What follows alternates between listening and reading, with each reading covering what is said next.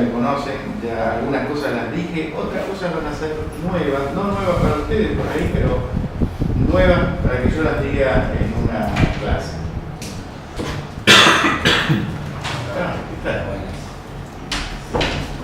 Estaba quejando inútilmente, porque que una actividad el 12 de diciembre es un problema.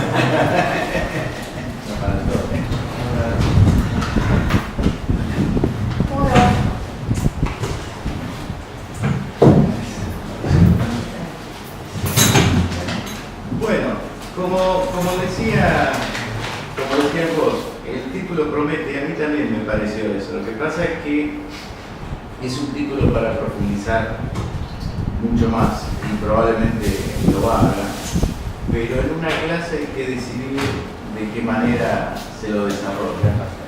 Y la idea mía no es entonces profundizar con cada uno de los puntos que podrían probar esa posición, porque si tuviese que profundizar con cada uno de los puntos que podrían probar esa posición, tendría que dar un curso entero, y no sería nada malo, pero habría que hacerlo entre varios y habría que hacerlo a lo largo de un tiempo decidido. Entonces, la cuestión es, como les dije antes, si bien no es mi intención profundizar, de todas maneras hay una tesis supuesta en la presentación que voy a hacer. Y la tesis supuesta está expresada allí, eso no fue sacado de ningún autor, lo escribí yo. Todo cambio fundamental en la psiquiatría supone una epistemología, nociología más o menos explícita. Cuanto menos conscientes somos de tal fundamento, más dependientes del mismo nos tornamos, es decir, más propensos a un reduccionismo acrítico y excluyente. Esta es un poco la tesis. Ahora la cuestión es mostrar que siempre hubo una epistemología, nociología supuesta.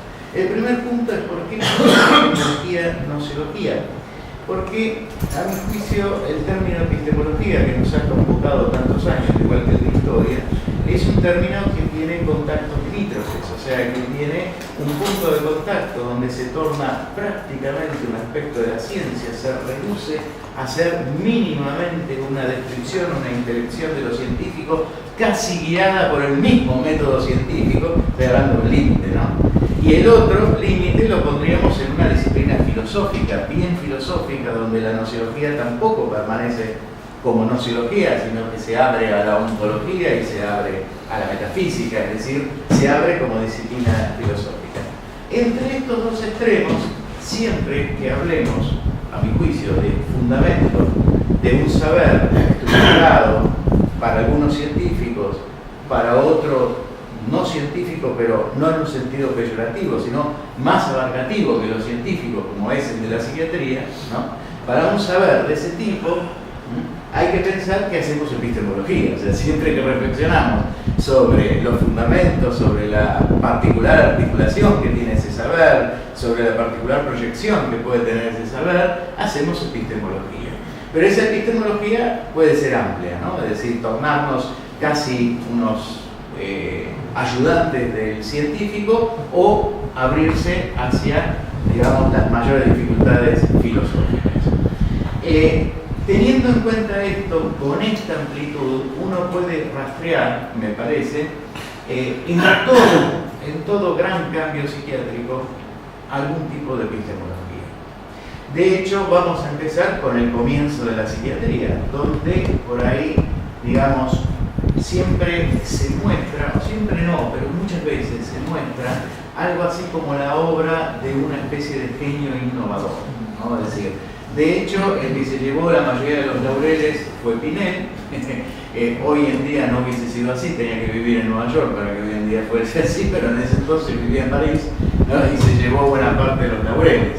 Pero cuando uno destaca a los antecesores de Pinel, por ejemplo, Chiarubi, bueno, también piensa en el genio de Chiarubi, ¿no? Sin embargo, esto está muy bien expresado por la anterior oral, que lo vamos a retomar, hay, digamos, una filosofía que subyace al pensamiento de Pinel y que por lo menos le marca el punto fundamental del camino que él toma para esa fundación de la psiquiatría, ¿no? La haya hecho Pinel o no, para el caso, no digo que nunca importe, pero para el caso no nos importa, porque en todo caso la cuestión es el evento particular donde de alguna manera hay algo así como el surgimiento de una psiquiatría. Después se lo puede poner en Pinero, se lo puede poner en otro, pero sabemos que alrededor de esa época hubo varios movimientos que uno podría encontrarles un punto común o muchos puntos comunes, ¿no?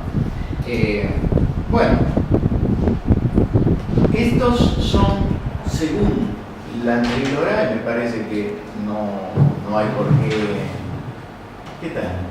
No hay por qué estar muy en contra en esto, ya que no solo era un conocedor de la psiquiatría, sino que además un epistemólogo de enorme importancia y por otro lado muy conocedor del ámbito francés y muy conocedor de la historia de Pinel. Él nos dice que los fundamentos de Pinel, los fundamentos filosóficos de Pinel, están dados por el empirismo, por el sensualismo, por los ideólogos, principalmente uno diría que se apoyó en los ideólogos que traían justamente el empirismo y el sensualismo, sino que fue un discípulo directo de los empiristas, por ahí más de Condillac, pero Condillac también se lo ubica dentro de la ideología en su momento. Y lo que siempre me llamó la atención, y esta vez lo quiero desarrollar un poco más, es que dice que pero el principal, pero más encubierto influjo que tuvo la obra de Pinel es la de la escuela escocesa, de Ray. Entonces, bueno, algo que voy a desarrollar un poquito más es qué dice Ray, o sea, porque siempre se habla mucho, yo he hablado por lo menos de Condillac, del empirismo y demás, pero se menciona la escuela escocesa porque lo dijo la anterior, pero la cuestión es qué es lo que dice Ray. Algunos por ahí lo conozcan, pero no es tan conocido, ni siquiera es tan conocido en los ámbitos filosóficos, digamos. Bueno, del empirismo ya hemos hablado bastante, sin embargo, nunca hay que descuidarlo, porque en realidad el empirismo es aquello que vuelve en toda la filosofía anglosajona. Es decir, hoy en día mismo, en la Facultad de Filosofía nuestra incluso, hay dos corrientes manifiestas, claramente manifiestas, que son la filosofía analítica, de neto corte anglosajón, y la filosofía llamada continental, ¿no? Donde los franceses y lo que queda de los alemanes, que más o menos están liderando la reflexión. Algunos dicen que habría que llamar a los continentales los descubridores del mundo y a los de la filosofía analítica los forjadores se me fue la palabra, de razonamientos, ¿no? Es decir, los forjadores de justificaciones, de razonamientos, los más ligados a la lógica, ¿no? Los que dan razones de. Mientras que a los continentales les interesan mucho más las grandes ideas que proponen de alguna manera, no sistemas, pero sí eventos de saber que descubren aspectos del mundo que hasta ese momento, digamos, permanecen en una suerte de misterio, ¿no? De hecho, los norteamericanos están ligados efectivamente a los anglosajones, o sea, están ligados a la filosofía analítica. Por eso decía que no hay que descuidar nunca al empirismo, porque vuelve siempre y de hecho ha vuelto fuertemente, directamente o criticando este empirismo en la filosofía de la mente. Por ejemplo, en la actual filosofía de la mente, ya sea que se critique el empirismo de alguna manera, ya sea que se lo tome directamente, ha vuelto, digamos, y ha vuelto con bastante fuerza, ya que incluso cuando uno ve el pensamiento anglosajón, digo todo esto porque va a ser muy importante para entender después siglo XX y DSM, aunque hoy no lleguemos, vamos a ver si llegamos, pero realmente para entender eso hay que entender cuál es la filosofía que subyace. En buena medida sigue siendo el empirismo, y cuando ellos mismos, digamos, se plantean una alternativa a algún pensador, por ejemplo, que yo Fodor, la filosofía de la mente, vuelven a usar la misma filosofía anglosajona. No es que van y recogen, digamos, el pensamiento continental o algún otro tipo de pensamiento. O sea, se critican desde dentro, de algún modo, ¿no?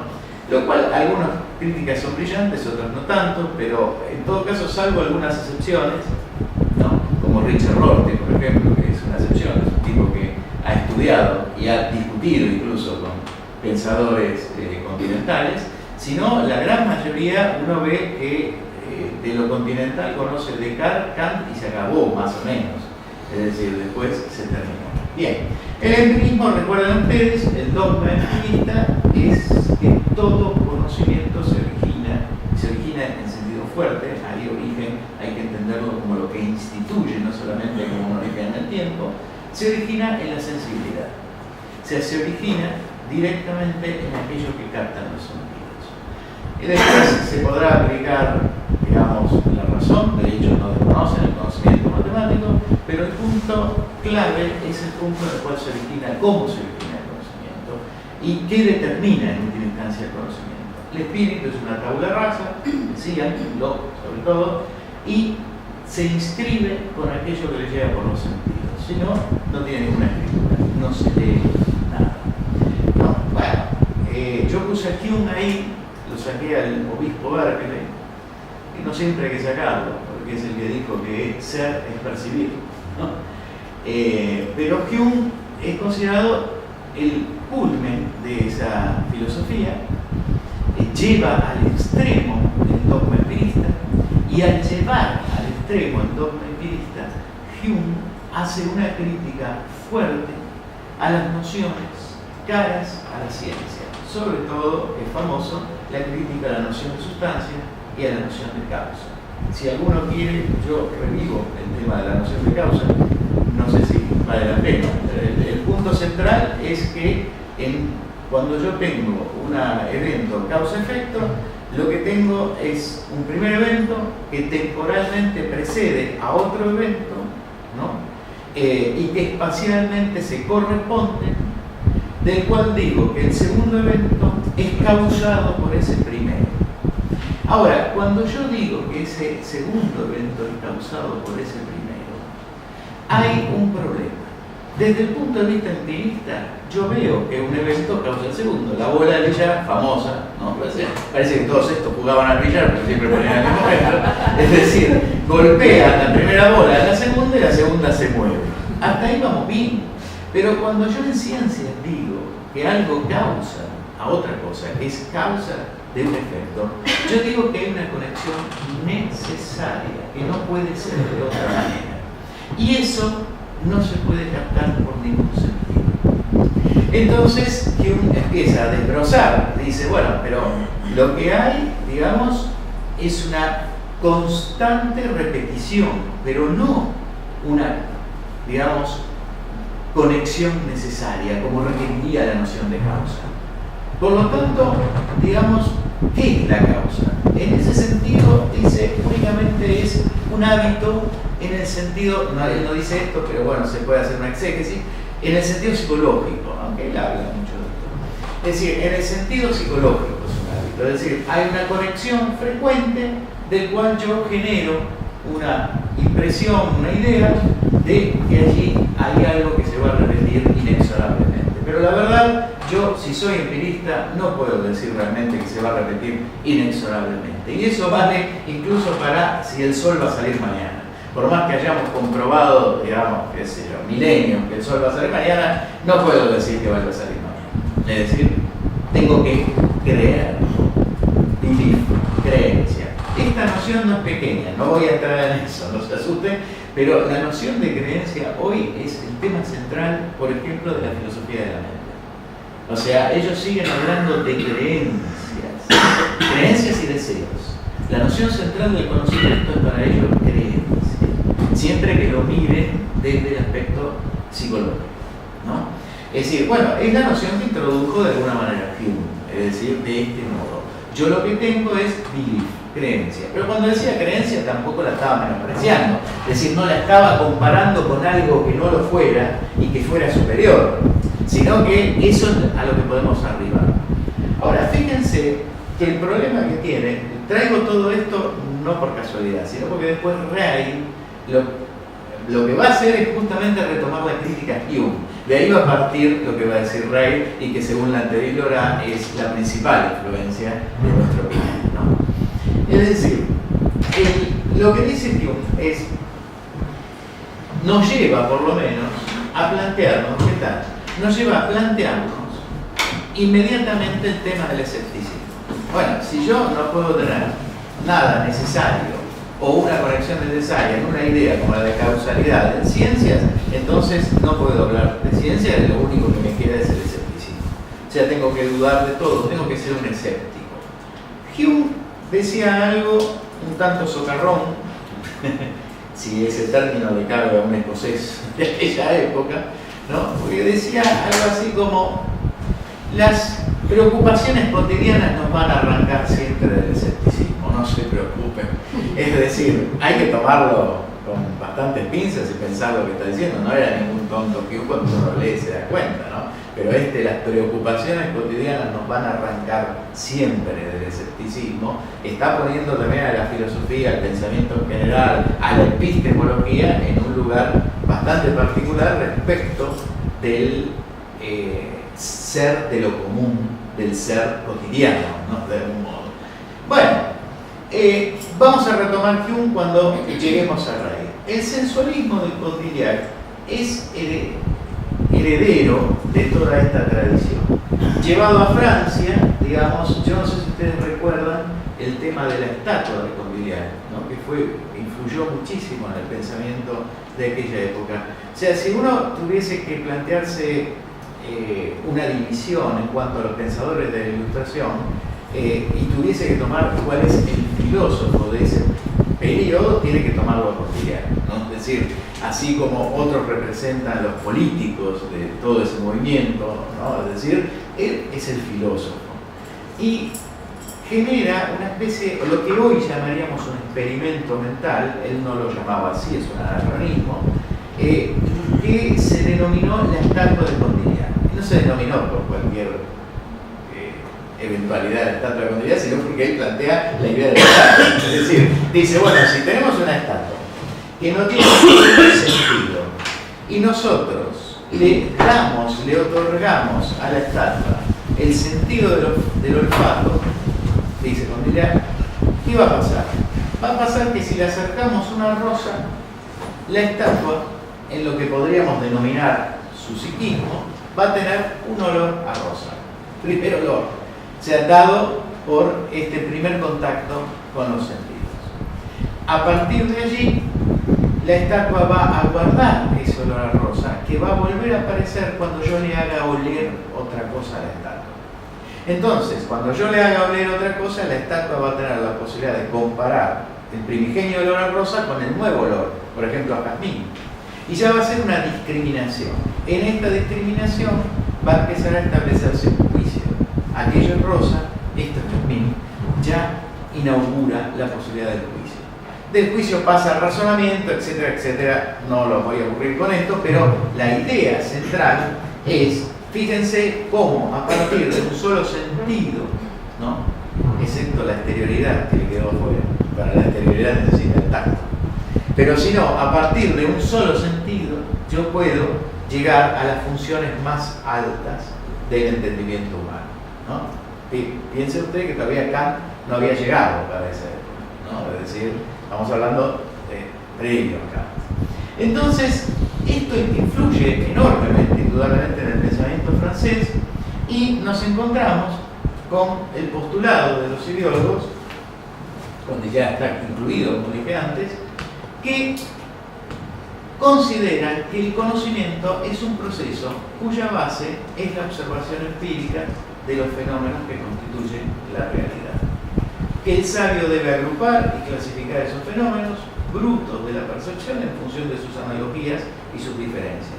Condillac está a la base de todo esto, evidentemente, y traje de Condillac una frase que dice que la ciencia no es más que una lengua bien hecha.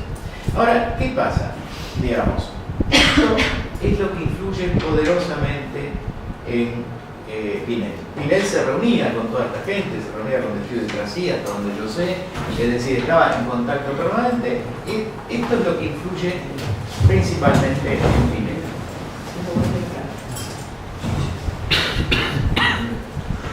También Pinel era un médico, Locke había sido alumno de Seneca, que es el iniciador del retorno a Hipócrates, el ir más allá de los dogmas de Galeno y recurría a la observación empírica y clínica. En ese momento, el recurrir a la observación empírica y clínica era una bandera de batalla directamente, era directamente romper con el galenismo que había dominado la medicina durante siglos, pero que estaba sustentado más que nada en generar, digamos, ideas y deducir a partir de esas ideas que generaba, y no de la observación empírica, que sí lo vamos a ver en esta gente claramente hipostasiada.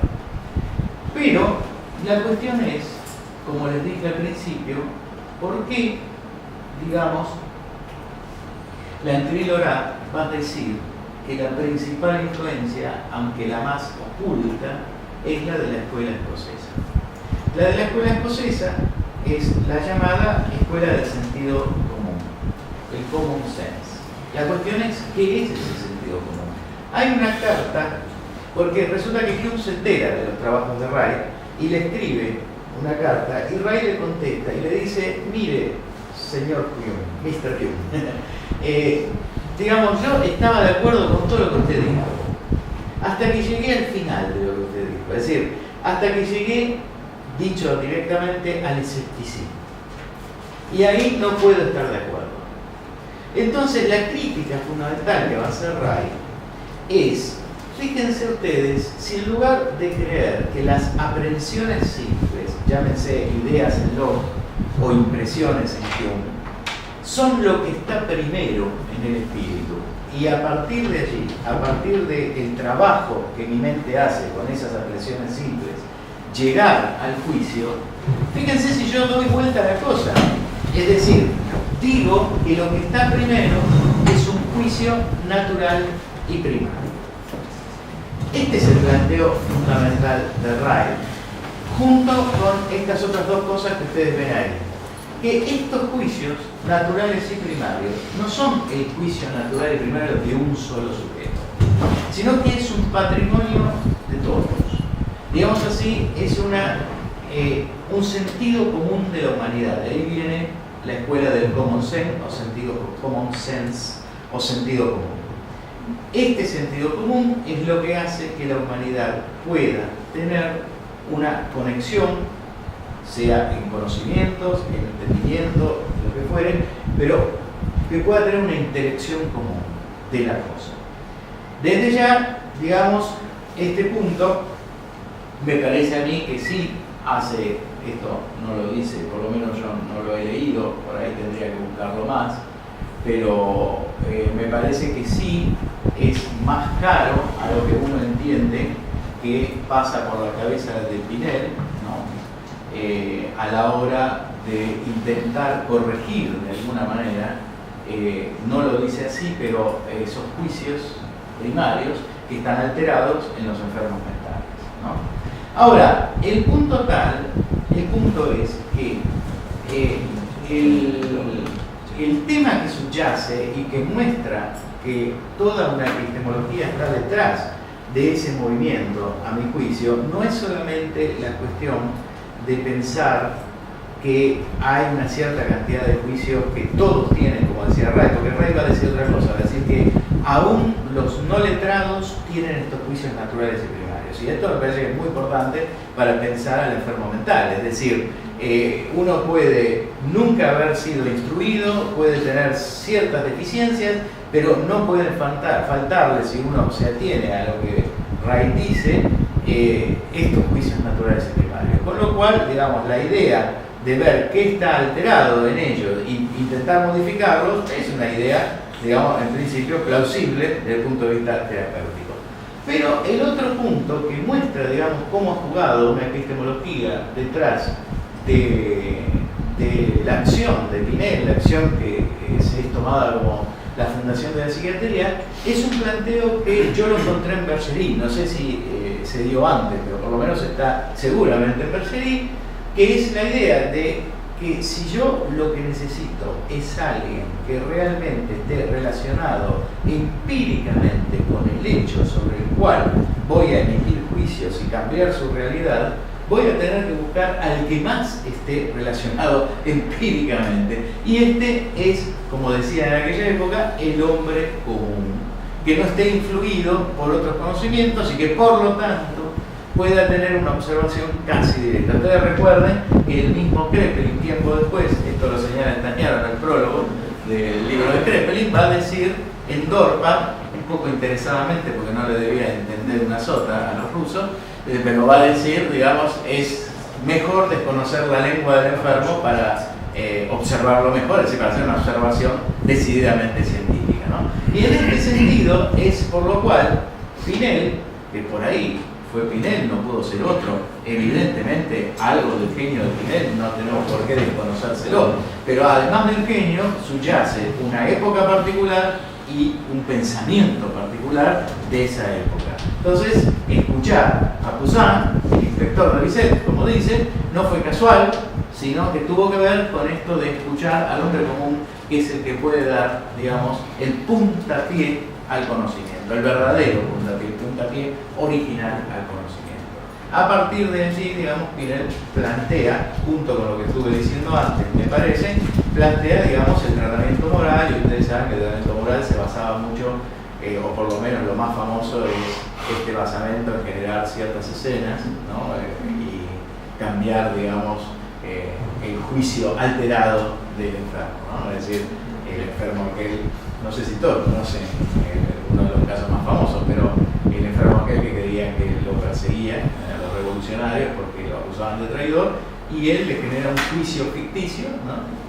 Donde actuaron, digamos, los mismos empleados del hospicio, y le genera un juicio ficticio que lo absuelve. O sea, bueno, de alguna manera, según Pinel, hubo una recuperación de ese enfermo.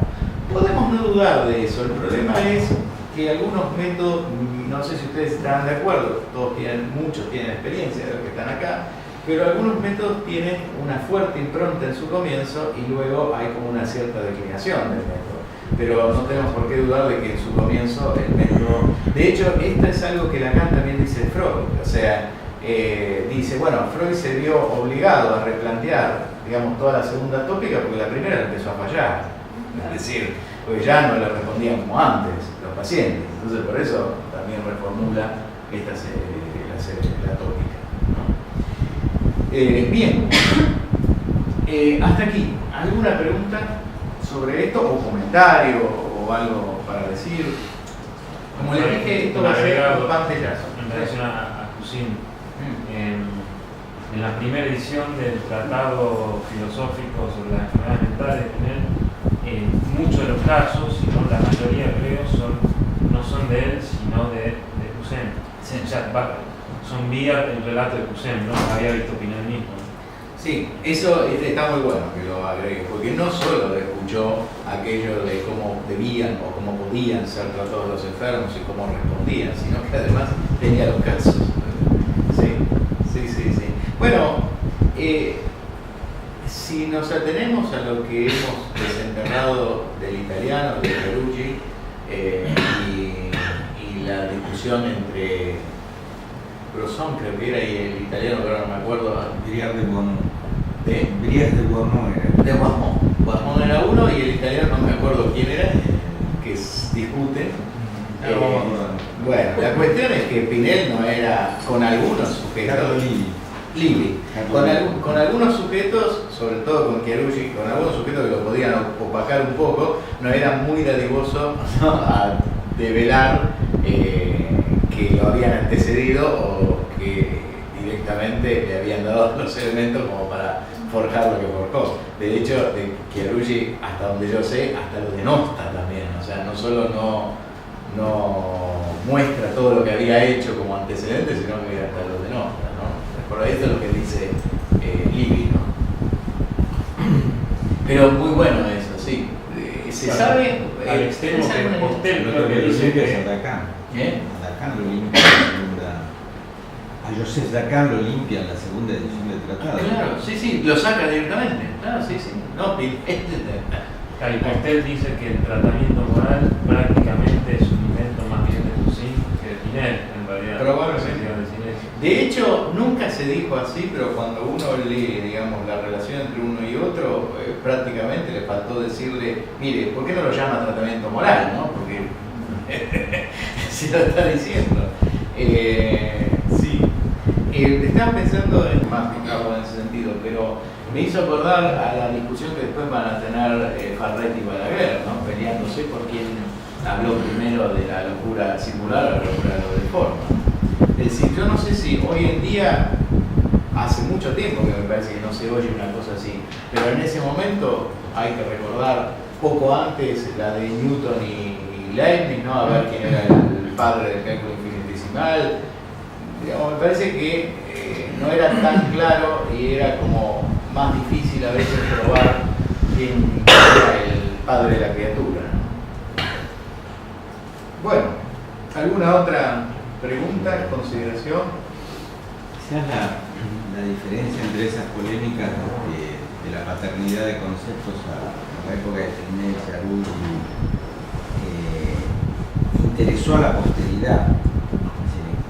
La polémica que da Guamón de Livy, por ejemplo, o quienes se preguntan por qué Pinel no lo reconoce a Lacan cuando Lacan le dedica su libro, etcétera, la última edición. Me parece que es distinto que lo que pasa después, una vez instalada la especialidad, en una polémica como la de Falré y Baillargé, donde lo que se estaban disputando eran liderazgos dentro del cuerpo psiquiátrico alemán, francés. En la primera etapa creo que entre ellos mismos había otro tipo de diferencias que tenían que ver con el panorama político de la Europa de la época, ¿sí? ¿No? Sí, entre los estados sardos, la importancia darle al trabajo de Chiarulla en Florencia o no, cuando en París estaba el epicentro de los cambios políticos e ideológicos de la Europa de ese momento, ¿no? Sí, yo por eso lo comparé, no aventuradamente lo comparé con lo que pasa hoy con el centro estadounidense. Claro, es decir, claro. hay un desconocimiento de muchas cosas que aceptamos porque sabemos que se trata de Nueva York, por ejemplo, ¿no? Y que va a ser así. Supongo que eso pasaba. Pensaba también que eso coincido totalmente, claro, la disputa de poder entre ellos es lo que hacía fuerte ya dentro de un campo disciplinar. Pero pensaba también que tampoco estaba muy fundada la reflexión histórica. O sea, Hegel todavía no había aparecido para la época de Pinel. Va a aparecer tiempo después. Y tampoco había una concepción de la historia que fuera minuciosa en cuanto a qué hecho precede a otro. Digamos, si no sé bien qué concepción de la historia tenían, pero si todavía primaba la concepción antigua, importaba más, digamos, la fundamentación de lo que estaba sucediendo, más que la recta instauración de lo sucedido cronológicamente, ¿no? Con lo cual, por eso, por ahí estamos siendo anacrónicos también en esta crítica, ¿no? Con Pinel. Bueno, el periodo que viene después, ¿no? Si bien yo no sabía si poner esto antes o poner esto después, porque estamos muy influidos por la periodización que hace la anterior, lo cual por ahí tendremos que volver, pero la anterior realmente es posterior en cuanto a reflexión epistemológica. Y la idea mía era un poquito también dejar marcado que uno puede tomar una periodización como hace la anterior basada en un concepto fuerte como fue el de paradigma o etapas de la psiquiatría, o puede ir viendo cómo influyeron determinados sujetos, personajes claves dentro de la disciplina, ¿no? En el cambio, digamos, de perspectiva dentro de la disciplina. Entonces, si uno tuviese que tomar la lectura, tendríamos que ir ahora a la anterior y pensar esa lectura desde los fundamentos que nos ha dado la anterior, como lo hicimos muchas veces. En ese caso, lo vamos a ver después, terminaría el paradigma de la alienación y empezaría a mediados del siglo XIX el paradigma de las enfermedades mentales. Pero también es cierto que desde el punto de vista del saber no es casual y hay también una epistemología que subyace, digamos, alrededor del paradigma de las enfermedades mentales. Justamente a mediados del siglo XIX, digamos, el positivismo es la epistemología dominante, se puede decir, y está fuertemente ligada a las ciencias. Comte es de más alrededor muere poco después de 1850, incluso desarrolla su filosofía alrededor de 1850, el positivismo sigue vigente. Ustedes por ahí recordarán que también es el momento en que la medicina, digamos, con Magendie y después claramente con Claude Bernard, es el periodo en que la medicina, se podría decir, abraza el paradigma científico con todas sus fuerzas, ¿no? Y abraza justamente uno de los puntos que está al final de las definiciones básicas del positivismo, que es la unidad de método. Todavía hoy los positivistas o neopositivistas consideran, digamos, que no hay una manera diferente de hacer conocimiento, hay un solo modo de hacer conocimiento, un solo método, que es el método científico. Vamos a ver que esto después se rompe, pero hasta ese momento hay un solo método, que es el método científico. Y también hay un solo modelo, el de la física, es decir, el resto de los conocimientos, el problema que tienen es que todavía están en desarrollo, por decirlo con un término actual. O sea, tienen que llegar, digamos, a plantearse o a poder depurar toda su metodología hasta tener la metodología depurada de la física. Es decir, esto lo piensa un Comte, ¿no?, que va a hacer una serie de estratificaciones en cuanto a las ciencias, en que sean más o menos ciencias, pero considera que todas ellas van a llegar a ser ciencias en la medida en que se vayan acercando al modelo de la física. Por eso no es de extrañar esto de la medicina tiene que sustentarse en la fisiopatología, en la biología, y la biología en la física y en la química. Digamos, el esqueleto central del paradigma biomédico que después va a seguir. Por supuesto que esto va a ser cuestionado y va a ser interesante, porque en psiquiatría va a haber un cuestionamiento fuerte que es lo que va a dar buena parte de la psiquiatría del siglo XX. Pero hasta ahí, las definiciones básicas del positivismo son estas. La primera, una, la que dije, la unidad de método. La otra es que no existe diferencia entre esencia y fenómeno. Se establecen relaciones de sucesión y semejanza entre un hecho y otro. Esto es importante porque lo que había pasado entre el positivismo y lo que vimos antes es Kant. Y Kant había puesto una cuña fuerte en toda idea posible de epistemología cuando dice lo que conocemos nosotros son fenómenos, pero organizamos los fenómenos de alguna manera generando objetos para el conocimiento, pero construimos tanto la objetividad como la experiencia misma de la cual hablamos. Con lo cual, para Kant no había otra posibilidad de construir, se construía tal como la ciencia lo hacía. La discusión sobre eso va a venir después y con las categorías que él determinó, pero en todo caso, para Kant había algo más allá de esos fenómenos, el número, que es lo que también se llamó la cosa en sí. Es decir, algo que daba como un resto, pero no como un resto ineficaz, sino absolutamente eficaz. Es decir, es la cosa en sí la que genera, digamos, la impresión de nuestros sentidos en el cual se motoriza todo el conocimiento, etcétera, etcétera. Pero ese número, siempre desconocido, es aquel que origina lo conocible, ¿no? Jacobi decía, con la idea de la cosa en sí, necesito la idea de la cosa en sí para entrar al sistema de Kant, pero con la idea de la cosa en sí no puedo permanecer en el sistema de Kant. Claro, porque ¿cómo es esto de que hablo de un número si se supone que todo, aquello que yo puedo hablar es algo conocido y por lo tanto construido? Entonces, ¿cómo puedo hablar del número? Bueno, la cuestión es que el número quedó sin Drake dando vueltas, pero el tema está que para Kant todavía había algo que mentaba, algo así como la vieja esencia de las cosas. Los positivistas van a decir nada de eso, nada de esencia, lo que existe es el fenómeno. Y de esos fenómenos, yo lo que tengo que establecer son las leyes que guían la interrelación entre esos fenómenos, ¿no? Y todo saber tiene referencia en objetos concretos. Objetos que no son concretos son un sinsentido. Los objetos son los objetos concretos que estudia la ciencia. Todo saber proviene de una verificación experimental. El único conocimiento válido es el conocimiento científico.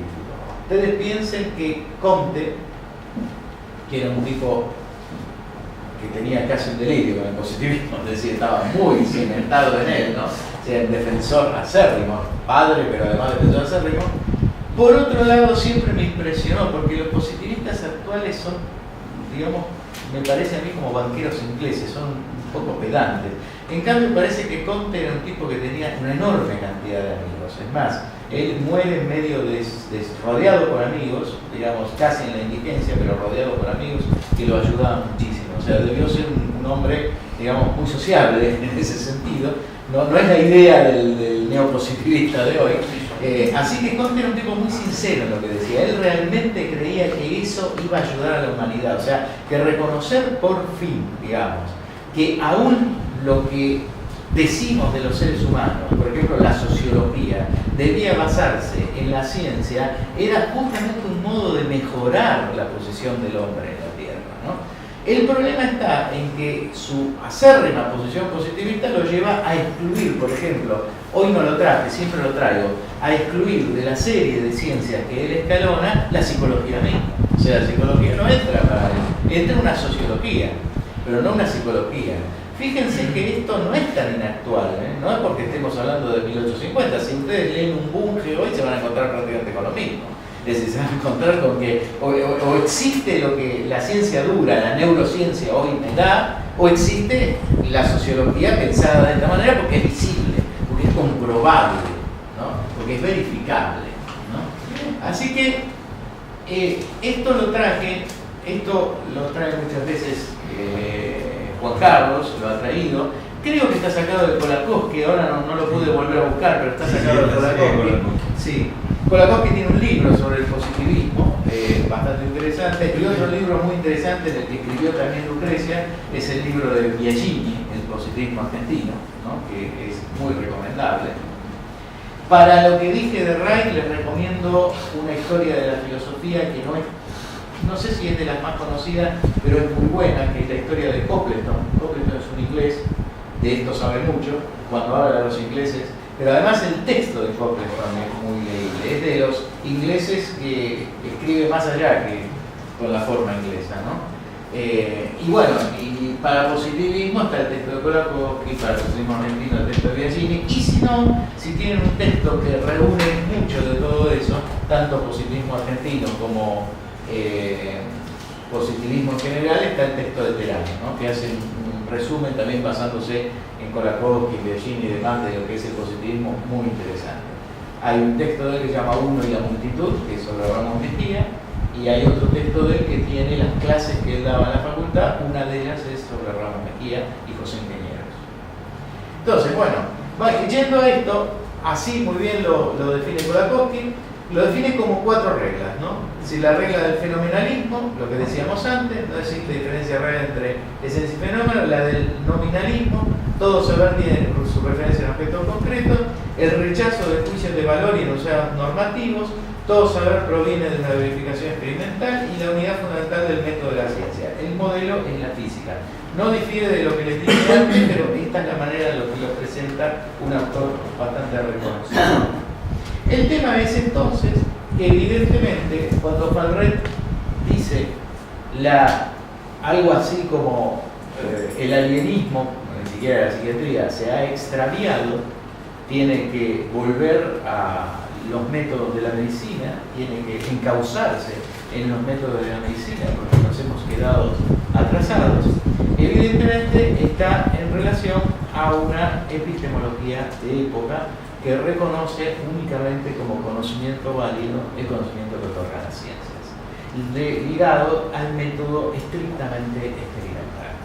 Con lo cual, de algún modo, hay que darle ese estatuto a nuestra disciplina, es decir, de algún modo, o uno se reconoce en franca rebeldía, se coloca, digamos, en un cierto enfrentamiento, cosa que ha ocurrido después, ¿no?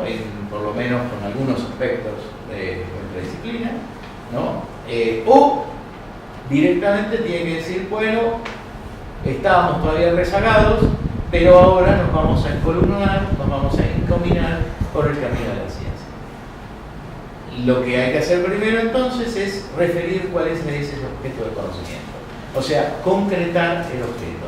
De ahí a decir, bueno, vamos a definir las entidades de la cual de las cuales se va a ocupar nuestra disciplina, hay un paso que es lo que empiezan a hacer, ¿no? Es decir, definir las entidades. Pero van viendo ustedes cómo subyace siempre una epistemología. No quiero hablar mucho más de esto, porque de esto hemos hablado mucho en muchas oportunidades. Entonces, quería ir un poco, o no sé si quieren decir algo sobre positivismo, o que ampliemos algunas cosas, o que... Un punto que sí hay que resaltar es que el positivismo, o digamos la ideología positivista, va a ser ideología, no sé si es la palabra que a ellos les gustaría, pongámosle la posición epistemológica positivista, para no entrar en discusiones.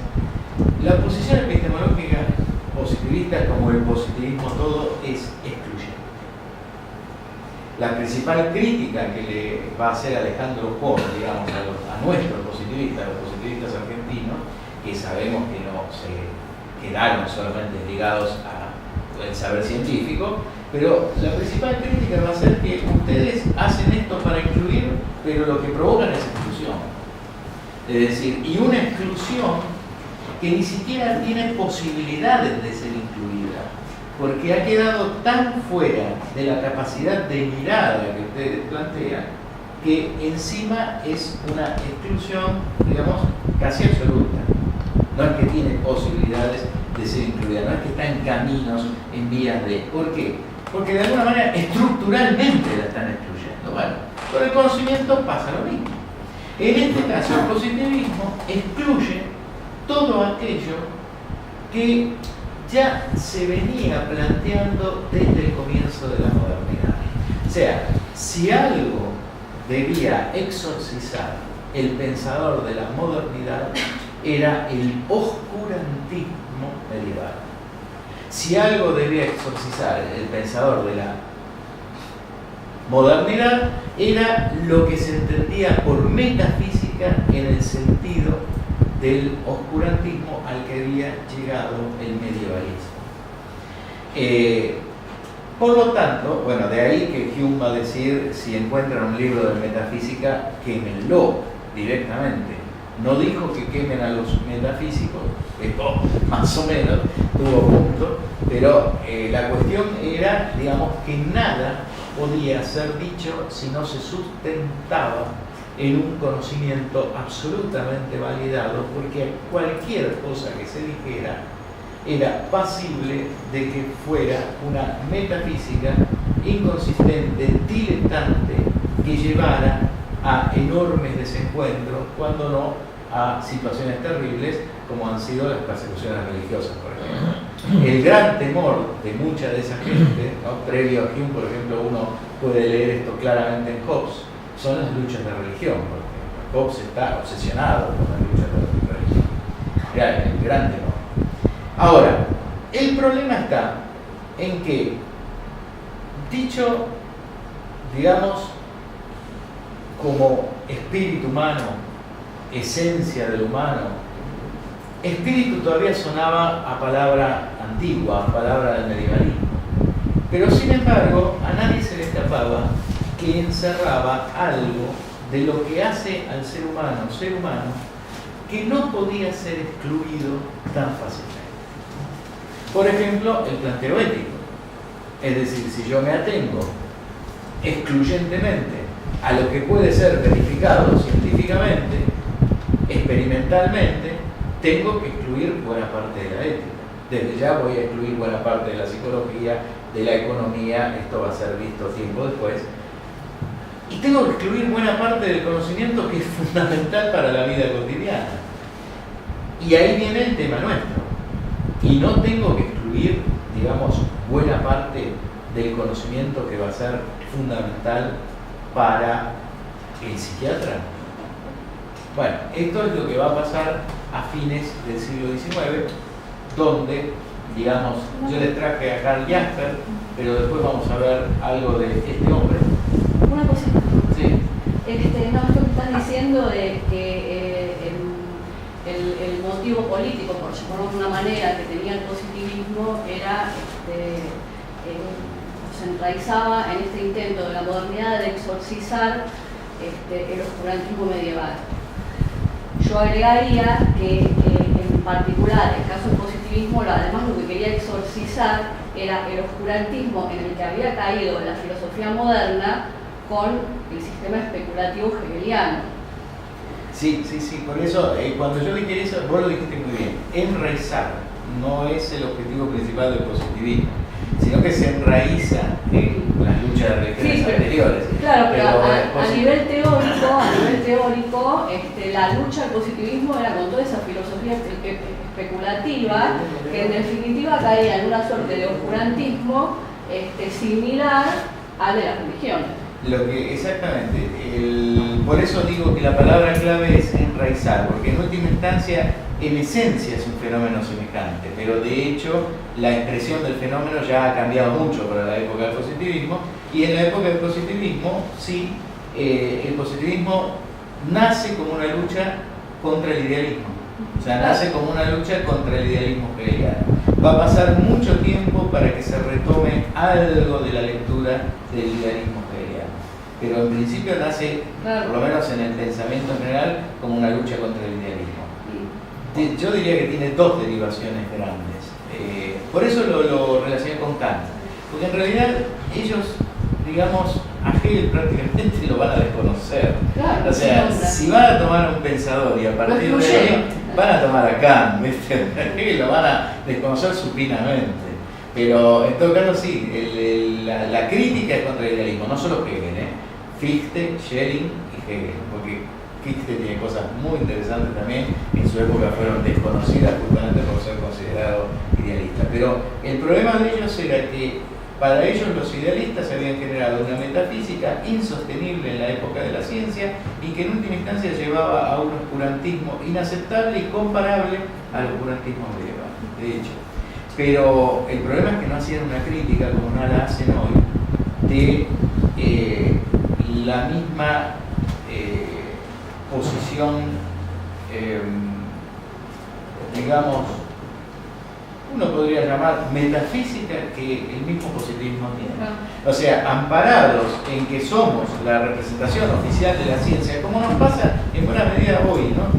Que somos la representación oficial de la ciencia, entonces nosotros estamos, digamos, carentes, o no carentes, estamos... No necesitamos... la palabra es otra. Estamos, digamos,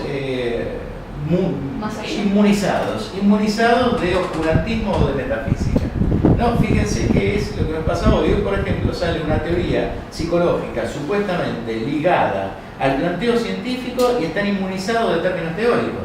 O sea, no tienen términos teóricos, no tienen una construcción teórica, nada más que porque se guían supuestamente por el método de la ciencia, cuando en realidad están cargados de teorías, ¿no? Es decir, no solo las ciencias básicas, mucho más una teoría psicológica.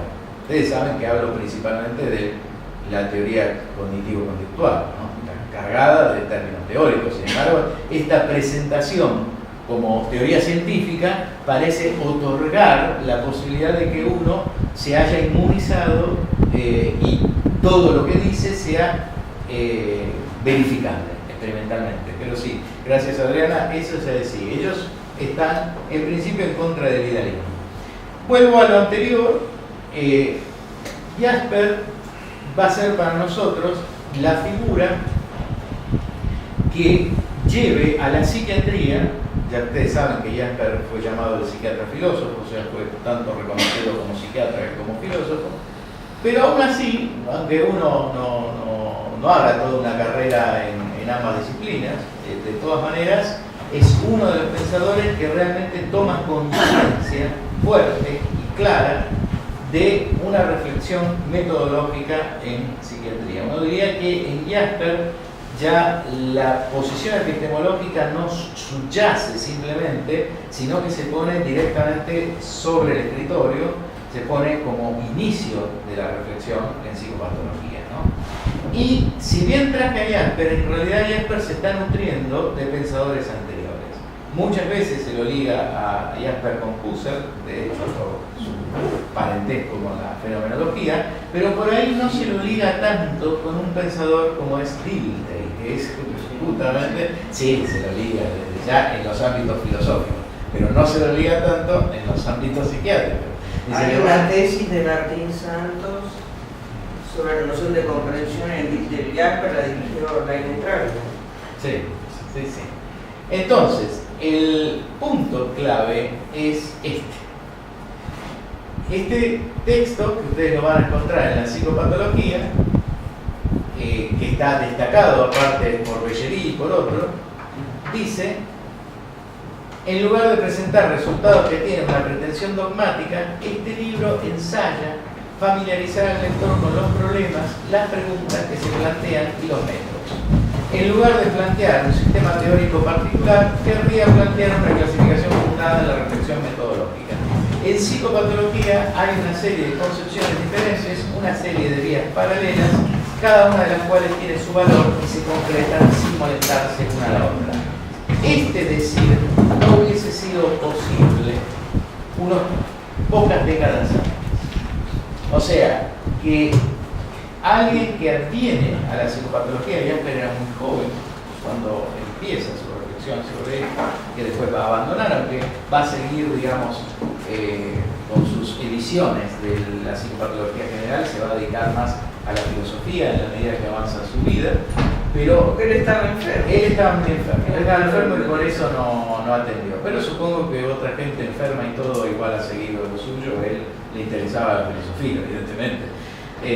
Ahora, el tema está en que esto no podía haber sido dicho porque Jasper, además de hablar de la reflexión metodológica, está diciendo que hay una serie de vías paralelas, cada una de las cuales tiene su valor y se completan sin molestarse una a otra. Esto, para un positivista, no hubiese sido posible. Es como volver, digamos, a romper ese postulado básico del positivismo que dice que el único conocimiento es el de la ciencia, que el único modelo es el de la física y que aquello que quiera hacer ciencia tiene que adecuarse, digamos, al planteo de la física. Dice él en otro texto que continúa me he esforzado por separar estas diferentes vías, por establecer entre ellas distinciones netas y, para mí, el punto clave, que solamente lo vamos a hablar someramente, ¿no?, es el basamento en Dilthey. Esto va a haber una clase sobre Jasper y, digamos, yo me comprometo, porque lo voy a tener que hacer, a profundizar más las bases filosóficas de Jasper y el planteo de Jasper. Yo quise acá traer nada más que un panorama que siga sustentando la tesis inicial de que subyace, aunque en Jasper es fácil quizás, pero de que subyace una epistemología detrás de todo gran cambio, porque uno podría decir que la psicopatología jasperana es un hito en la psiquiatría, ¿no?, sin ninguna duda.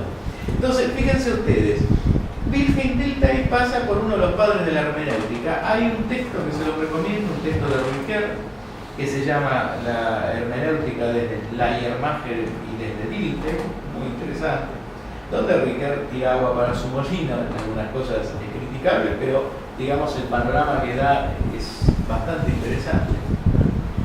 Y uno podría tomar a Dilthey desde el lugar de cómo concibe la hermenéutica, ¿no?, que dice que es la técnica de comprender las manifestaciones de vida fijadas por escritos o medios semejantes a la escritura. Ricoeur, tiempo después, va a tomar de Dilthey esto de fijadas por escrito, manifestaciones de vida fijadas por escrito. Para Ricoeur, esto es lo que le da su autonomía al texto y es lo que hace posible una hermenéutica, digamos, que podamos compartir entre todos, que esté sustentada.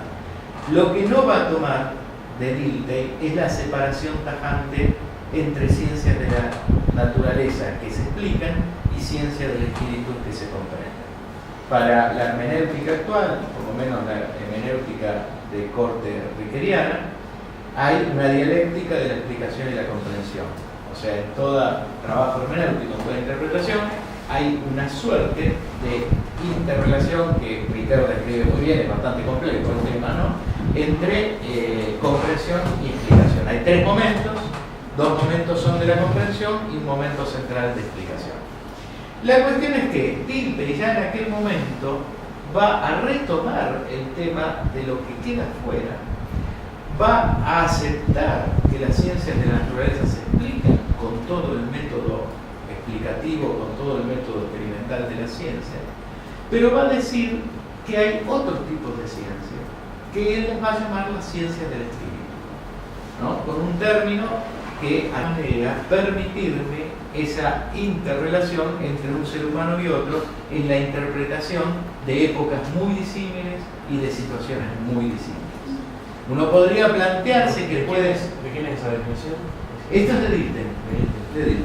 O sea, uno podría plantearse, como por ahí lo hicieron otros, que puedo entender lo que produjo otro, digamos, de alguna manera, haciendo un aspecto de hermenéutica psicológica y comprendiendo lo que ese autor entendió, sintió, vivió en el momento de gestar lo que gestó.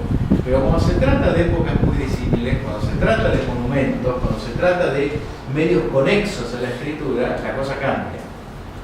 No, que en relación a lo que decías, hay, no hace mucho, creo que en el 2012, han salido ediciones críticas bilingües, directo del alemán al español, de la obra de Dilthey, donde hay muchas cosas que se le han atribuido a Dilthey, por ejemplo esto, que él apuntaba a comprender la subjetividad, y eso no es cierto. O sea, Dilthey nunca termina de decir eso de esa manera, ni que había un todo comprensible, digo. Por eso Dilthey también habría que releerlo críticamente. Esa es la contracrítica que se le hace, sobre todo a un autor como Riquet.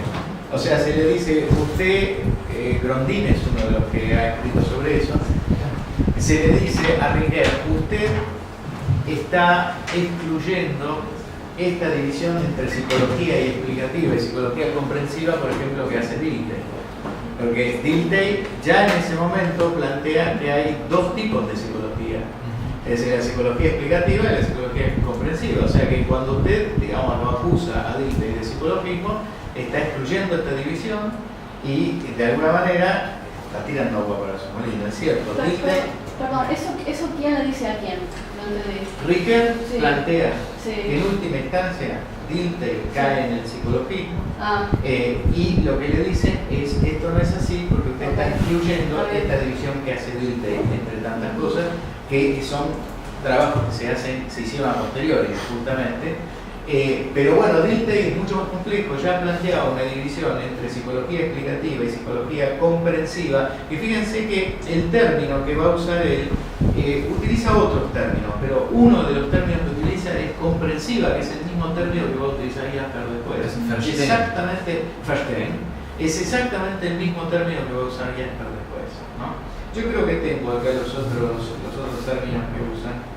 Erklären y Verstehen. Erklären es más explicación y Verstehen comprensión, pero también usa descriptiva o analítica, o sea, psicología descriptiva, comprensiva o analítica. Y lo que va a usar Verstehen, que va a utilizar Jasper, está directamente tomado acá, porque Jasper, cuando habla de las dos vías, digamos, están justamente en las dos vías que está planteando Dilthey. Lo que pasa es que Jasper, como buen psiquiatra y también buen psicólogo, en esa época no había mucha diferencia y no había muchas peleas, tampoco parece. Es decir, como buen psicólogo, digamos, no le importa ser acusado de psicologismo, todo lo contrario. Es decir, justamente lo que Dilthey planteaba, aunque Dilthey es más complejo, como un acceso directo a la vivencia, porque, digamos, el análisis del texto es siempre un acceso indirecto a la vivencia. Pero existe la posibilidad de un acceso directo a la vivencia. Bueno, Jasper se lo postula con todas las letras. Sí, claro, la empatía de la que hablaba Dilthey es un acceso directo a las vivencias. Me permite a mí un cierto acceso directo. Por lo tanto, me permite a mí, de alguna manera, un cierto acceso directo a comprender algo de lo que está vivenciando ese sujeto que tengo frente a mí, que en el caso del psiquiatra es un sujeto que requiere su asistencia. No, y agregar algo que para mí es muy interesante, que Schleiermacher ya planteaba que en realidad lo central de la hermenéutica es el malentendido. Exacto. En realidad, O sea, lo que retoma que después mucha gente se lo atribuye a Lacan, en realidad eso ya lo decía Schleiermacher. En Que realidad no hay sí. una comprensión total de nada, porque eso es, no llegas nunca a eso. muy bien. Eso ya lo decía el No sabía que se lo atribuían a Lacan, Lo pero decimos todos. es el punto central de Schleiermacher. O sea, él dice, ¿por qué? Si uno se pregunta, ¿por qué es necesaria la hermenéutica? Va a encontrar respuestas diferentes en los distintos autores, ¿no? Por ejemplo, en Heidegger va a encontrar otra respuesta, en Gadamer va a encontrar otra, pero si uno se lo pregunta en Schleiermacher es porque hay malentendido, o sea, un malentendido estructural, inevitable, por el cual solo nos queda interpretar. líneas de texto Schleiermacher, mira, es anterior a Dilthey, tiene que andar por el principio del siglo XIX. Principio del siglo XIX. Después te buscas Alrededor de entre principios y la mitad del siglo XIX. Lástima que no lo noté, yo lo tenía. Pero sí, el malentendido es para él estructural. Lo que pasa es que Schleiermacher claramente dice que la hermenéutica tiene que, por un lado, ir a la comprensión del texto, el análisis filológico del texto, y por otro lado, buscar la vivencia del autor. O sea, él no se plantea la cuestión del psicologismo o no psicologismo. La vivencia del autor es parte de la hermenéutica, ¿no? Es decir, comprender que sintió el autor es parte de la hermenéutica. En cambio, Ricoeur lo que va a decir, ya que estamos, lo digo, es el autor más o menos tiene que estar muerto y el lector también, digamos, para hacer hermenéutica, ¿no? Es decir, tiene que estar excluido. Bueno, es hijo del tiempo de Foucault. Ahí no sé si estoy de acuerdo, pero... No, bueno, uno puede estar en desacuerdo. De Ricoeur, la lectura. Sí, claro, por eso. Pero no, Ricoeur dice algo de esto, lo dice directamente. ¿De dónde? En el texto, por ejemplo, en la hermenéutica, si mal no recuerdo, si no, te lo busco, Ignacio, pero dice prácticamente si no dice esto, dice algo semejante. Yo lo tomé más por otra vía que a mí por lo menos me servía de algo así. Es más, te cuento una anécdota más. Él mismo, cuando le hacen la biografía, no le da ninguna entrevista al biógrafo. Recién le da una entrevista cuando terminó la biografía. O sea, absolutamente consecuente con este punto. Él creía, viste, que hay un exceso del autor en el texto que es eso sobre lo que se interpreta. O sea que el autor mismo, digamos, una vez que genera su texto, ya quedó como fuera de ese texto. Sí. Pero bueno, pero utiliza la palabra muerto, si mal no recuerdo, lo voy a buscar de nuevo, pero yo creo que en ese mismo texto utiliza esa palabra, fuertemente. Pero bueno, podemos buscar. No, que mata al autor, pero no al lector. No, con respecto al lector... El proceso termina justamente con la lectura. No, bueno, pero... Claro, ahí está la teoría de la triple mimesis, por un lado, pero además está la referencia a la hermeneia en Aristóteles, porque Ricardo termina diciendo en la existencia de la hermenéutica que hablar, en realidad hermenéutica es hablar, porque siempre decís algo sobre algo. Yo lo leí así, por eso yo no sé. Sí, lo que pasa es que cuando digo lo del lector, significa que el texto tiene una cierta objetividad. Claro, sí, está es como más allá de la un primer momento de la interpretación justamente es aislar al texto, claro, o tomarlo en sí mismo, pero para que hable. Él también va a decir, no hay que caer tampoco en el psicologismo del lector. No, o sea, hay que sustentar no y es sostener. psicologismo, es nociología. No, el problema es que el problema de Ricoeur es no caer en el nociologismo, en el psicologismo. O sea, ese problema de él. Sí. Uno puede decir, no, de ninguna manera, al contrario, esto enriquecería el texto, podría decirlo. Pero él dice, no caemos en el psicologismo del autor, pero tampoco tenemos que caer en el psicologismo del lector. O sea, tengo que tratar de mantener la objetividad del texto. ¿Cómo lo hago eso? Bueno, lo hago con la triple momento de la dialéctica interpretativa que algún día podríamos hablar. Bueno, entonces la cuestión es que fíjense ustedes que Dilthey está dando las bases, no está pensando en la psiquiatría cuando dice esto, sí habló de la psicología, pero está dando las bases claramente, digamos, de lo que va a ser el movimiento que inicia Jasper, ¿no? Es decir, acá también subyace una epistemología y cuando muchos profesionales abrazaron la idea de que había dos vías realmente, o más de una por lo menos, como dice Jasper, digamos, o sabían esto o, como nos ha pasado muchas veces, digamos, se subieron al barco sin saber de dónde había partido, ¿no? Bueno, positivismo lógico, yo creo que esta la puse porque nunca puedo dejar de hablar del positivismo. Siempre vuelvo a él, porque para mí es un punto de clivaje claro. Es decir, cuando vuelven los neopositivismos, es decir, yo inmediatamente pienso que la discusión es directamente anacrónica aún para la ciencia, por lo menos al día de hoy. Y el punto clave donde se produce la ruptura, digamos, que hace anacrónica, por ejemplo, la discusión sobre ateoricismo aún para la ciencia, es en el positivismo lógico. sea, si uno tiene que plantearse, a ver, ¿por qué hemos acusado, viste, de anacrónico el ateoricismo planteado en psiquiatría en las últimas décadas? Y tenemos que buscarlo en el positivismo lógico, donde, digamos, los mismos cultores de las ciencias duras, digamos, tienen que aceptar la ruptura, tienen que aceptar el corte. No la aceptan inmediatamente, pero por ejemplo, si uno lee un texto como Ayer, que fue parte de todo el Círculo de Viena, ya el prólogo que hace Ayer a su famoso libro, donde tiene los textos más importantes, es una crítica fuerte, o sea, es una crítica fuerte e interesante. Y después, si lee a Hempel ya en 1950, es clara la crítica, donde directamente está diciendo, miren, por más vuelta que le hemos dado al verificacionismo, tenemos que aceptar que una teoría científica se construye con términos teóricos que no verificamos experimentalmente nunca. Ni aún con el sistema de Carnap, donde Carnap inventa todo un sistema para llegar a deducciones que realmente fueran verificables y a partir de allí, digamos, obtener los términos teóricos. Ni aún con ese sistema podemos decir que eliminamos los términos teóricos, con lo cual debemos aceptar que hay una suerte de contingencia, y eso abre la cuestión a que las ciencias llamadas humanas y las ciencias duras no sean tan tajantemente diferentes en algún punto, ¿no? Es decir, por lo menos abre la cuestión. Entonces, ¿por qué digo el fracaso se da en el positivismo lógico? Porque es el positivismo lógico que va a plantear que,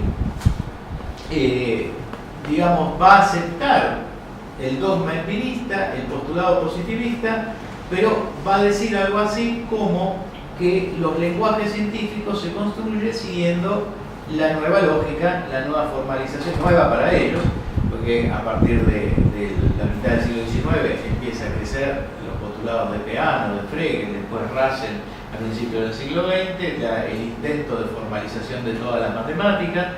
No se logra una formalización completa del sistema matemático. Hoy en día lo que prevalece es el sistema axiomático, es decir, no hay una formalización completa, sino que hay postulados bases de los cuales se deduce luego el sistema, pero esos postulados no se sabe de dónde vienen, es decir, son afirmaciones, digamos, de las cuales se parten.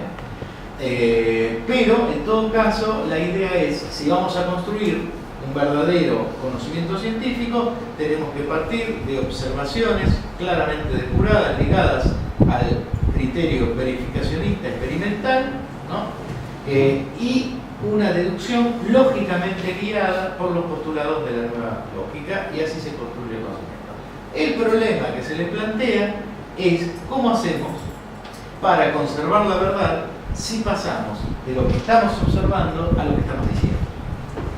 O sea, no habría conocimiento científico si el investigador solo se queda en lo que observa o huele o decir, lo que capta con los sentidos. Lo tiene que decir, tiene que elaborar un lenguaje. Ya lo decía una lengua bien hecha. Claro, ya lo decía con Delia, es una lengua bien hecha. ¿Qué es la lengua entonces? Porque en última instancia es la lengua y encima bien hecha, quiere decir que hay posibilidad de hacerlas mal. O sea, pero bueno, ellos plantean en un primer momento que la verdad se conserva si yo logro armar ciertos enunciados protocolares, enunciados básicos, a partir de observaciones definidas por el método experimental. En clivaje, por más básicos que sean los enunciados, y luego aplico, digamos, una deducción cuidada por el nuevo cálculo lógico. Pero siempre hay un clivaje entre lo que es observación pura, que es privada, y lo que es un enunciado que ya es, digamos, algo que, según decía Wittgenstein, no puede ser privado. Hay una discusión interesante también hoy en día acerca de estos postulados de Wittgenstein sobre el lenguaje privado. Pero sin ir muy lejos, en última instancia lo que Wittgenstein está diciendo es, digamos, un lenguaje siempre construido sobre una práctica que excede al sujeto, a cualquier sujeto, y también al sujeto investigador. Y cuando ustedes lo ponen en términos del lenguaje, de alguna manera ya están inmersos en un modo de hacer diferente del que puede tener, digamos, el modo de hacer de la naturaleza. Él no llega a plantearlo en una división tan tajante como vamos a ver por ahí en pensadores del siglo XX ligados más a una filosofía que luego se ligó al psicoanálisis a través de Lacan, no lo va a plantear como dos órdenes diferentes, claramente diferenciados, con reglas diferentes, con leyes diferentes, el orden de lo material, el orden del lenguaje, pero de todas maneras ese clivaje está presente y ese clivaje se ve después aumentado y condicionado porque es justo 1920, 1930, el apogeo del positivismo lógico, cuando se suceden los cambios en la física misma que van a llevar a la incertidumbre en la física, a la relatividad a la física, es decir, a la mecánica cuántica que desafía postulados de la física oficial, que era la física de Newton. Así que ellos mismos tienen que aceptar que ahí algo había pasado. Por lo tanto, decir, digamos, que vamos a hacer, siquiera enunciar que vamos a hacer, digamos, una clasificación teórica es por lo menos colocarse enfrente y en contra de una epistemología que ni siquiera se sostiene en la ciencia natural, al menos hasta ahora, ¿no? Por eso siempre traigo el positivismo lógico. Ahora, lo interesante es que todo lo que hemos hablado del positivismo volvió en el neopositivismo que hemos vivido en las últimas épocas. No vamos a llegar porque ya estoy cerca de las 11. Mi intención no era terminar, sino que mi intención era plantear, aunque sea los primeros puntos, para mostrar que siempre hay una epistemología detrás. De hecho, digamos, lo que va a estar detrás de la lectura que va a ser la anterior A es, como ustedes bien saben, la epistemología ligada a los paradigmas cunianos. No voy a entrar en esto, queda planteado. Ya hemos hablado muchas veces igual de esto y volveremos sobre esto. Y el otro punto que faltaría reflexionar, a partir de lo que hemos dicho, es qué epistemología se halla detrás de la propuesta paradigmática que por suerte ya no es tan actual, pero que en el momento en que escribí esto, ahora me estoy dando cuenta, este título era actual, que es la propuesta de la clasificación americana, ¿no? ¿Qué significa un neopositivismo, un pragmatismo, un neoprepelinismo? Lo dejo como tareas, ¿no? A hacer. Bueno, y acá... La parte más jugosa ¿Qué mandaste ahí de Rifkin? ¿De Rifkin? Mira, esto yo lo pongo siempre de Rifkin, porque fíjense que Rifkin es un tipo que estuvo en la administración pública, si mal no recuerdo, de Nixon, era, creo, de alguno de esos. O sea, un tipo ligado a la economía, al trabajo, no es ningún psicólogo ni ningún psicoanalista lacaniano recalcitrante que está diciendo esto. No lo digo porque los lacanianos sean recalcitrantes, sino porque son vistos así, o somos vistos así cuando hablamos de la subjetividad de la época. Bueno, este sujeto no habla de la subjetividad de la época, sino que está hablando de lo que dice Charles Kettering, que es un gerente, o era un gerente de la General Motors. Está en el libro El fin del trabajo, lo pueden buscar. Yo lástima que no les traje la página exacta. La tengo, la página exacta. Pero fíjense lo que dice. Charles Kettering de General Motors dice: la clave de la prosperidad económica consiste en la creación organizada de un sentimiento de insatisfacción. Mejor dicho, imposible. Impresionante. Bueno, a partir de allí es que General Motors y varios más se proponen generar lo que hoy, o lo que después conocimos como los consumidores. Porque los protestantes con su ética eran peores que nosotros, no te compraban ni un alfiler si no lo necesitaban. Entonces había que hacerlos comprar. Esto lo dice Rifkin claramente. Había que hacerlos comprar. ¿Ustedes se acuerdan de haber visto esos afiches viejos donde está la mujer lavando en la tabla de lavar y al lado la otra toda, digamos, bien vestida, perifollada y qué sé yo, con el lavarropas nuevo al lado? Bueno, esa fue la propaganda para generar, digamos, lo que se llamó el consumidor. Pero fíjense que este sujeto, estamos hablando de la mitad del siglo XX más o menos, ni siquiera, digamos, el pensamiento de Heidegger o de Lacan se había extendido, menos en el medio americano. Es decir, porque hoy en día se usan mucho los conocimientos conocimientos de psicoanálisis, lamentablemente, en lo que llamamos el marketing, a mi juicio, de manera demasiado anodina y demasiado despreocupada. Yo creo que tendríamos que preocuparnos un poco más, porque gran parte del marketing está basado en utilizar los conocimientos que supuestamente iban a ser para la cura, utilizarlos para la combinación, que me parece justo lo contrario, digamos, la combinación de los superhéroes, combinarlos a que tengan determinadas conductas, ¿no? En lugar de liberarlos, como decía Enrique. Bueno, después nos vienen los pacientes. Y desde ya. Ahora, bueno, sí, lo más jugoso, discúlpenme, quedó al final, pero la verdad que quería sentar. ¿Qué pasa? ¿Por qué igual quise hacer lo que hice? Porque si yo traigo lo más jugoso, hablo de lo que hemos hablado muchas veces. Y yo quería sentar las bases, por eso ataqué desde el comienzo de la psiquiatría. Lo otro es cuestión ahora de pensarlo, de trabajarlo o de verlo en un próximo encuentro, ¿no? Pero bueno, algunas conclusiones que yo había escrito en su momento, pero esto vale más para la parte final, ¿no? Bueno, muy bien.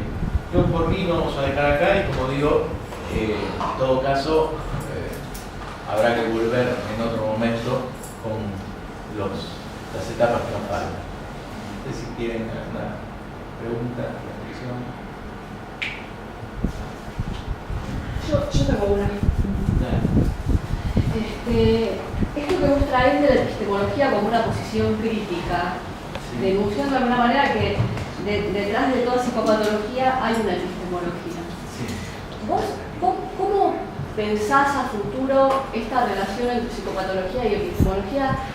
En este sentido, cuando uno hace clínica, hace psicopatología, no puede estar adoptando pautas epistemológicas o compromisos epistemológicos a priori. Parecería ser que la creación de teoría, la clínica misma, se impone por sí misma. Entonces, ¿cómo ves ese diálogo a futuro? Sí, o ese control que habría que tener o conciencia crítica en relación a esos presupuestos epistemológicos que uno vaya adoptando? Definí clínica en ese contexto. Definí clínica en ese contexto. ¿A qué te refieres con clínica? Lo que uno hace en la práctica.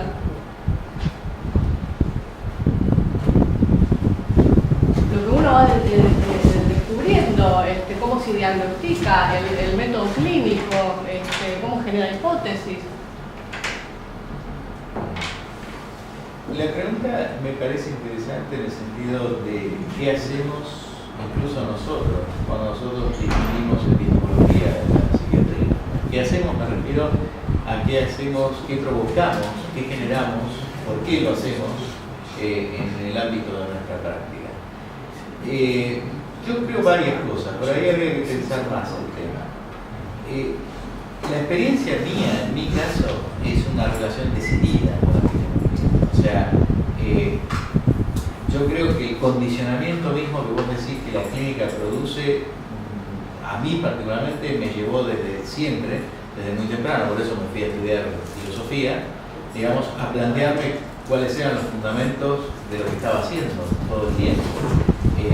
Y es una conexión decidida, pero entiendo que la mayoría de los profesionales, entiendo además porque tuve que aceptarlo a la fuerza, porque hace 30 años, cuando hablábamos de los fundamentos, la gente te miraba como diciendo qué lindo, porque éramos jóvenes, entonces todavía nos decían qué lindo, pero nada más, nos palmeaban la espalda y se acabó. ¿Y ahora qué te dicen? Ahora te dicen de todo menos lindo, pero en todo caso, digamos, estamos en un momento que generó una situación crítica, y las situaciones críticas tienen a veces ciertos favoritismos, me parece. Y uno de esos favoritismos es empezar a escuchar a aquellos que nos escuchaban.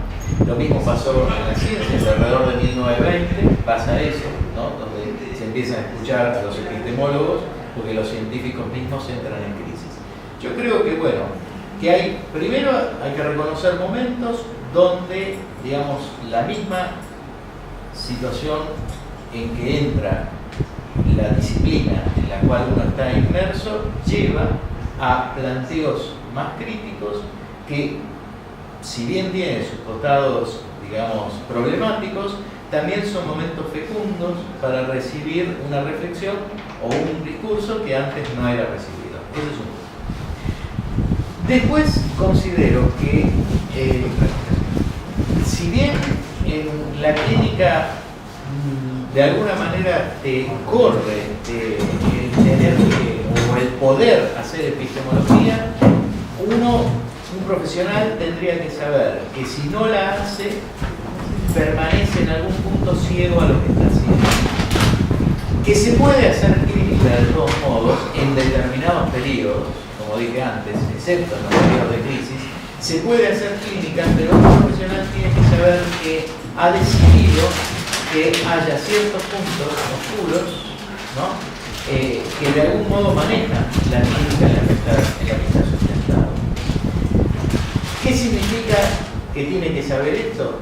Que o se pone por sí mismo a inteligir esos puntos oscuros o esos puntos de fundamentos de su práctica clínica, o empieza a escuchar aquellos que de alguna manera arrojan alguna iluminación sobre esos fundamentos. En caso de que no haga ninguna de las dos cosas, por lo menos va a generar, me parece, como decía la anterior Laurent, un empirismo, pero un empirismo no tan ingenuo. Es decir, no tan radical y excluyente, no tan, de alguna manera, decididamente absolutista, ¿no? Pero bueno, me parece que habría que profundizar más. Yo tengo una pregunta en relación, a mí me pareció muy interesante cuando hablaste del comienzo de la psiquiatría de Pinel, porque quizá es una lectura más superficial, incluso cuando uno recién empieza a formarse uno tiende a asociar el comienzo de la psiquiatría a Pinel. Y en realidad Pinel, bueno, era un portador de los ideales de la época, ¿no? Y de hecho, él, digamos, no es el primero, hay toda una corriente que surge en varias ciudades de Europa. Yo quería saber a qué le atribuís el hecho de que justamente hoy en día todavía muchos tiendan a asociarlo exclusivamente a Pinel, incluso Gladys Fine habla de este mito de Pinel como el que corta las cadenas de los alienados y que está incluso ilustrado en varios cuadros. No me había planteado esa pregunta realmente, pero si yo tuviese que atribuirlo, no sé qué opinan los demás. Yo voy a dar una clase el año que viene. Bueno, te va a contestar. Pero yo creo que la reflexión, no sé si estarán de acuerdo, pero me parece que la reflexión en historia de la psiquiatría no es muy antigua. A mí me parece que estamos en un momento en que se están destapando muchas cosas, ¿no? Es decir, en las últimas décadas, por lo menos del siglo XX. Pero lo que pasa es que ha habido toda una historiografía, claro, digamos, que ha legitimado ese lugar, la pero historiografía francesa. Pero no dirías, Norberto, además, que esa historiografía no tuvo contrincante porque tampoco hubo otro desarrollo. Bueno, la primera clase del año que viene no tiene. Es decir, uno podría decir, los franceses legitimaron eso, ¿no? Es decir, sin duda. Pero tampoco hubo una fuerte oposición, una revisión de esa historiografía, una discusión, como me parece que la hay, sí, ahora en el siglo XX, la hay fuertemente. Sobre todo, a veces dolorosamente, porque por ejemplo los planteos de Foucault, que llevaron por ahí a los planteos de Gladys Schwein y demás, no son, para los psiquiatras no son una, digamos así, una lectura de verano, digamos. Hemos sido francamente cuestionados, digamos. Quizás por la razón por la cual quedó ligado al nombre de Pinel el nacimiento de la psiquiatría, aunque en realidad, como bien decía la colega, él fue parte de un movimiento que recorrió toda Europa, desde el retiro de York o los comentarios, bueno, todo lo que he traducido y he publicado sobre Barthes y Monroe, los debates del informe de Dublé-Colombier antes de la Revolución Francesa, Chiaruggi, Lacan, Clayton, etc. O sea, había todo un movimiento que además tenía un respaldo político, ideológico en un movimiento filantrópico en Europa, que era vehículo de toda la ideología russoniana, etc. Entonces, el hecho de que haya cristalizado en Pinel quizás es porque los otros denunciaron situaciones, como pasó en la polémica. ¿Qué contiene? No, nada, perdón. No, pensé que estabas creando. No. La polémica Batimorro o el trabajo de Chiarulla en Florencia, que fue un trabajo más institucional que doctrinario respecto de la locura. Y todos esos pensadores lo hacían, a propósito de esta charla tan linda, interesante de Juan Carlos, lo hacían con referencias filosóficas o epistemológicas anteriores a las que pudo utilizar Pinel en un país que estaba en la ebullición revolucionaria en el marco de la Declaración de los Derechos Humanos y haciéndose cargo de una reflexión filosófica que era de punta en ese momento en el conjunto de Europa. Chiarulla pensaba con herramientas anteriores filosóficamente. Entonces él reunió tanto la reflexión o una propuesta psicopatológica y clínica novedosa, terapéutica novedosa, institucional novedosa, con herramientas filosóficas nuevas en el epicentro de las transformaciones políticas europeas, que era el París de la Revolución Francesa. Todas esas cosas sin duda confluyeron para que los historiadores a posteriori, más allá del chauvinismo de los autores franceses que lo reclamaban, digamos, como el padre de la especialidad, etcétera, etcétera, hubiera quedado durante mucho tiempo en Pinel, y exclusivamente en Pinel, exageradamente en Pinel, con el mito de la ruptura de las cadenas y todo lo demás, centrado en el nacimiento de la especialidad. Lo que ha abierto, creo, la historiografía contemporánea, y cuando uno va a la lectura a la letra de los textos anteriores a Pinel, es que fue mucho más complejo, que nadie le quita a Pinel la parte que tuvo de originalidad y de protagonismo, digamos, en eso, y que quizás terminemos concluyendo que es el padre de la especialidad, digamos, en ese sentido más positivista. Pero con un cuadro mucho más ampliado, más polícromo, con la discusión de alrededor, si había leído o no había leído a Crichton Pinel, ¿cuánto estuvimos discutiendo? Pero Juan Carlos, lo que hace también, a ver, si bien uno seguía por hechos para armar una historia, ¿no? Justamente el historiador es el que elige los hechos que va a usar para armar una historia, ¿no? Y los primeros que se ponen a hablar de historia de psiquiatría son los franceses. Creo que nosotros, como grupo que hace historia, somos los primeros que nos ponemos a fijar que hay otros tipos antes de Pinel que hablan de lo mismo, ¿no? Hubo muchos autores. Dora Weiner ha trabajado muchísimo el tema. El artículo de Weiner que hay, si usted pone puertas. Dora Weiner en Google, hay un artículo increíble de Dora Weiner y Pinel, que aparece un artículo de toda esta cuestión maravillosa. Quizás con el énfasis y digamos, la amplitud de lecturas en lengua española y en la Argentina, si no olvidamos el texto de Saurí, la historia de las ideas psiquiátricas, que creo que también, por lo menos a mí, me abrió este camino la lectura de Saurí en su momento y las charlas con él, ¿no? Que tuvimos acá en el capítulo, en sus orígenes, el concepto de hiperafectiva, etc. Hubo además un efecto de organización de la especialidad psiquiátrica a partir de Pinel en Francia que no tuvo parangón en los otros países europeos de la misma manera. O se dieron a posteriori, o no se dieron, o quedaron abortados, o fueron reformas locales, como por ejemplo las que logra Heil en Alemania en la segunda década del siglo XIX. En Italia tarda muchísimo más, a pesar de la prédica de Chiarulla. Así que, por otro lado, lo que creo que rescata Gladys Swann del pensamiento de Pinel es quizás lo más importante para ubicarlo cercano, inspirador del nacimiento de la especialidad. Pinel, con el tratamiento moral, inaugura una concepción optimista de la locura, novedosa en la medicina. Hasta ese momento, cuando se estaba loco, se estaba completamente loco y loco para siempre. Lo que inaugura el pensamiento pineliano y la escuela francesa, que toman los alemanes rápidamente y que no está exento del pensamiento de Chiarulla, por ejemplo, pero no necesariamente de todos los autores italianos contemporáneos a él, es que se estaba loco para siempre y completamente.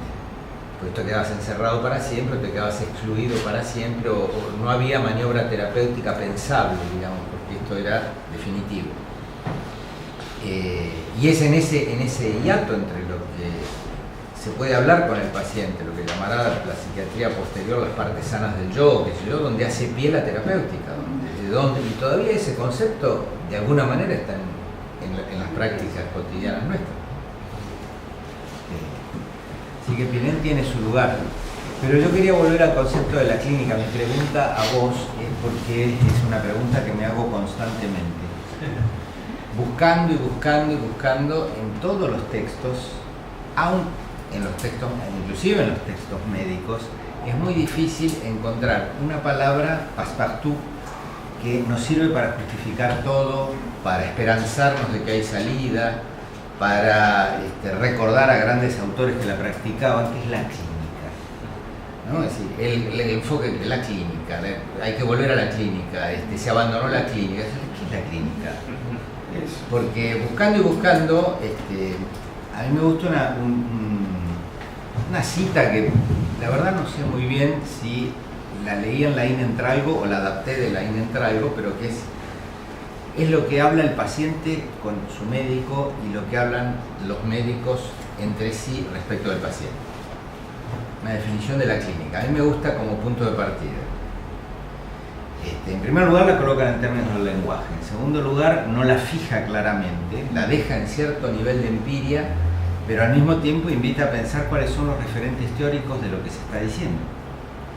Porque no hay clínica sin una teoría detrás. Me parece que es absolutamente evidente. Nos aproximamos siempre, por más ingenuamente el alumno del primer año de semiología que se acerca a palpar un abdomen, tiene algo previo, ¿no es cierto?, a la experiencia concreta de poner los dedos en un abdomen, ¿no? Lo que hacemos todos los días, es la respuesta que siempre hago y que siempre hacemos. ¿Cómo? Es un obvio la clínica. No. Y además se usa clínica psiquiátrica, clínica psicoanalítica, psicología clínica, y se sigue multiplicando la aplicación del término clínico, que a mí me parece que debería ser una noción, un concepto que deberíamos profundizar y buscar en todos los autores, porque no todos piensan la clínica de la misma manera. Y esto confunde. Por ejemplo, vos dijiste al correr de todos los atributos que le dabas a la definición de clínica, lo que hacemos con los pacientes. Con lo cual lo que hacemos con los pacientes es la terapéutica, se supone. Entonces la clínica y la terapéutica son dos momentos conceptualmente iguales como para poder unificarlos. ¿Es clínica la terapéutica? Lo pregunto a ver si me lo pueden aclarar mejor. Cuando en la introducción de los fundamentos de la clínica de Paul Berger hay una diferencia que él hace, que él considera que vale la pena hacer y pensar, que es la clínica descriptiva, clásica, de la psiquiatría, que es la historia que él va a hacer, y la clínica en transferencia, por así decir, que es lo que podría poner en cuestión una cosa a la otra. Es decir, que una idea clínica 1 sería una clínica descriptiva y una idea 2 sería que esa descripción en transferencia se disuelve o que no sabe si se puede llamar clínica eso. Bueno, pero antes de calificarlas como descriptiva o bajo transferencia, está la palabra clínica. Y él también la da, por supuesto, cuando arranca en esa clasificación. A mí, pero Clinos es al lado de la cama del enfermo. Sería lo más de diccionario escolar, ¿no es cierto? De ahí viene. Pero, ¿qué maniobra humana o qué situación se define con el clinos? Bueno, para después dividirla en descriptiva. Siguiendo Bergeri, en principio es una descripción de lo que se da a ver o de lo que se... Bueno, esto es lo que dice. Me refiero a que si vos lo vas empujando, cada vez más te vas encontrando, no sé, Norberto, a ver. Yo lo pensé siempre por el lado que... Estaba durmiendo. ¿Qué estás pensando? No, ¿qué estás pensando? No, que es cierto, sí, que no hay una definición unívoca y que se puede tomar de diferentes maneras. Y que es como un cliché del que se agarran siempre. La clínica es soberana en medicina también. ¿Sí? Yo lo pensé siempre por el lado teórico, me doy cuenta que siempre lo pienso por el lado. No había pensado cómo definir la clínica, pero sí esto de tenemos que volver a la clínica, a mí me parece que hay que pensarlo como el real nuestro.